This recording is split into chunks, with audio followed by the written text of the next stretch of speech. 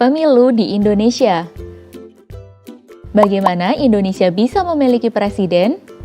Ya, presiden dipilih melalui pemilihan umum atau pemilu. Indonesia mengadakan pemilu sebagai praktik demokrasi. Indonesia sendiri adalah negara demokrasi terbesar ketiga di dunia. Apa itu demokrasi? Demokrasi berasal dari bahasa Yunani, demos dan kratos. Demos artinya rakyat dan kratos artinya pemerintahan. Dalam demokrasi, rakyat ikut berperan dalam pemerintahan dan semua kebijakan harus mengutamakan kepentingan dan kesejahteraan rakyat. Sistem pemilu ada dua macam, yaitu sistem distrik dan sistem proporsional. Pada sistem distrik, satu daerah pemilihan hanya memilih satu wakil. Calon yang mendapatkan suara paling banyak dianggap sebagai pemenang. Di Indonesia, pemilihan DPD mengikuti sistem distrik tetapi berwakil banyak, yaitu dipilih 4 wakil DPD di setiap provinsi. Pada sistem proporsional, tiap partai politik mendapatkan kursi sesuai dengan jumlah suara yang didapat. Sistem proporsional inilah yang dipakai dalam pemilihan DPR dan DPRD.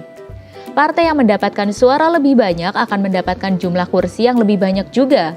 Lalu, apakah semua partai yang mendapatkan suara dianggap lolos?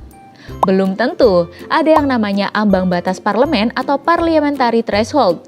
Partai yang jumlah suaranya mencapai ambang batas inilah yang bisa mendapatkan kursi di DPR.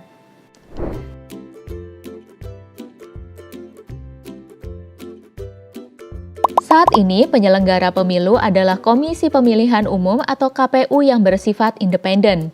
Pemilu yang diadakan setiap 5 tahun sekali ini diatur oleh Undang-Undang Dasar 1945 dan Undang-Undang Nomor 7 Tahun 2017 tentang Pemilihan Umum.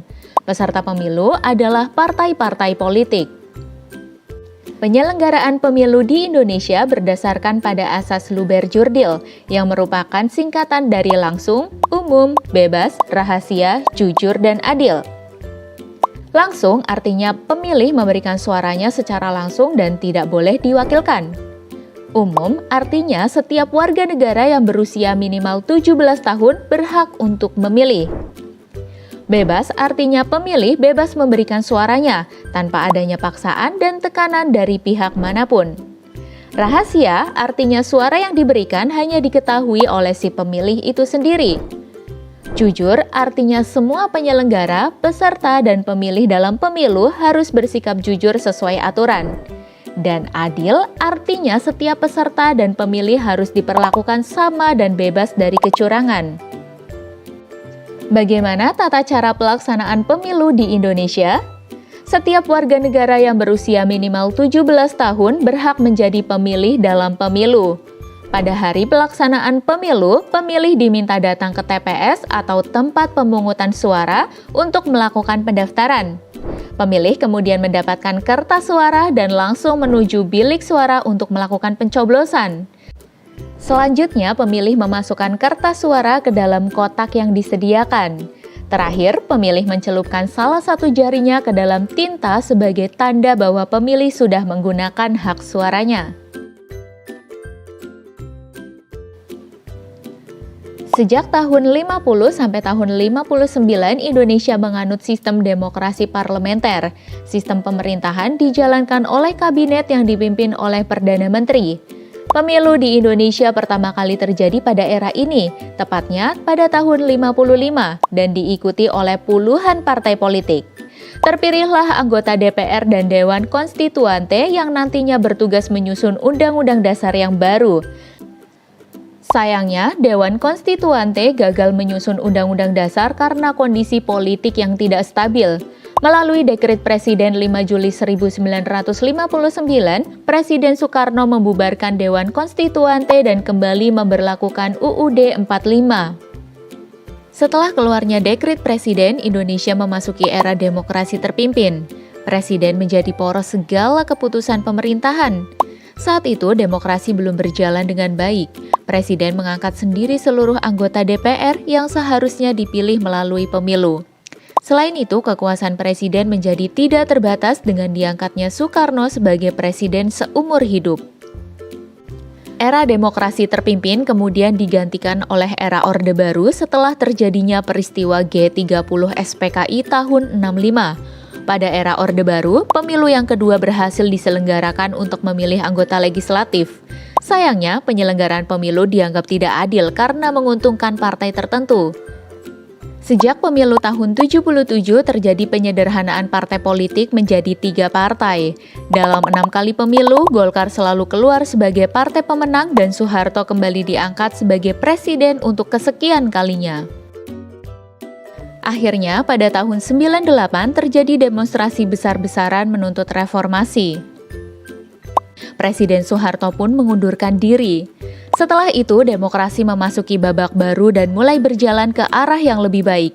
Pemilu pertama di era reformasi ini kembali diikuti oleh banyak partai politik dengan menambahkan 2 asas, yakni jujur dan adil.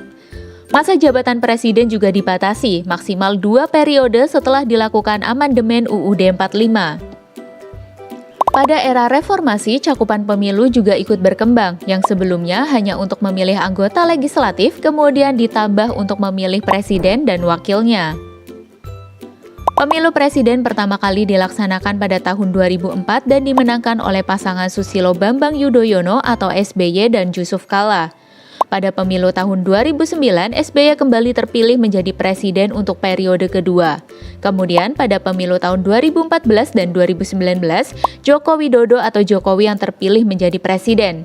Namun pelaksanaan pemilu 2019 agak sedikit berbeda karena pemilu legislatif dan presiden dilaksanakan serentak dalam 1 kali pemilu.